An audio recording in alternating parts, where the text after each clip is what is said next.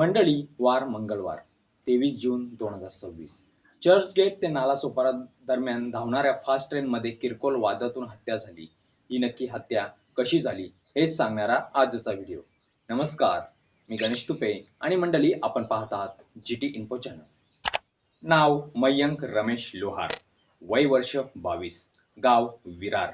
मयंक हा अंधेरी येथे waste side कंपनीमध्ये सेल्समन म्हणून काम करत असे. आपले काम झाले या उद्देशाने तो घरी परतत होता आणि होत्याचं त्याच वेळी नव्हतं झालं. मयंक रात्री 11:15च्या सुमारास अंधेरी स्टेशनवरून चर्चगेट ते नालासोपारा या फास्ट गाडीमध्ये चढला आणि तो फर्स्ट क्लास डब्यामध्ये चढला होता. परंतु त्याच वेळी फर्स्ट क्लास डब्यामध्ये जी काही घटना घडली ते आपलं काळीज पिलवटून टाकणारी हीच घटना पुढे घडली. ही घटना अंधेरी ते बोरिवली या स्थानकादरम्यान घडली. मुंबईत रात्री जोरदार पाऊस सुरू होता. पावसाचं पाणी आतमध्ये येत होते. मयंक हा दरवाजा शेजारीच उभा होता. पावसाचं पाणी आत असल्या कारणाने त्याने एका प्रवाशाला दरवाजा बंद करायला सांगितला.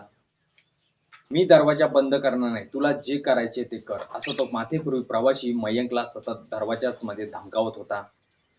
दरवाजा बंद करण्याच्या याच वादावरून वाद इतका वाढला की दोघांमध्ये शाब्दिक बाचाबाची सुरू झाली. वाद इतका वाढला की माथेपूर्वी प्रवाशाने आपल्या बॅग मधील धारदार चाकू काढून मयंकच्या पोटात आणि छातीवर सपासप वार केले. तीच लोकल ट्रेन 11:04 बोरिवली स्थानकाच्या प्लॅटफॉर्म क्रमांक 6 वर पोहोचली. गर्दीचा फायदा घेत आरोपी सचिनने तिथून गर्दीतून पळ काढला. अहो, त्याच डब्यात मयंक रक्ताच्या धारोळ्यात पडला होता. बोरिवली स्टेशनवरील जीआरपी, आरपीएफ यांनी तात्काळ मयंकला शताब्दी रुग्णालयात दाखल केले, परंतु उपचारादरम्यान मयंकचा मृत्यू झाला. मला हे बोलायचे की त्याच डब्यामध्ये कोणीही मराठी माणूस नव्हता का? आपण फक्त बोलतो छत्रपती शिवाजी महाराजांचा हा महाराष्ट्र आहे. भीती ना अम्मा तुझी मुलगी गडगडणाऱ्या नाभा. अहो, आपला हा मराठी माणूस गडगडणाऱ्या नाभालाही भिणारा नव्हता. परंतु त्याच वेळी या मराठी माणसाच्या मदतीला, या मराठी माणसाच्या पोराच्या मदतीला कोणीही मराठी माणूस धावला नाही आणि परप्रांतीय येऊन या महाराष्ट्रातील लोकांची निर्गुण हत्या करतायत आणि आपला महाराष्ट्र फक्त बघ्याची भूमिका घेत राहिला आहे. पुढे जगणं ही मंडळी मुश्किल होणार आहे, म्हणून आताच सतर्क राहा. आता हा परप्रांतीय आरोपी सध्या पोलिसांच्या कोठडीमध्ये आहे.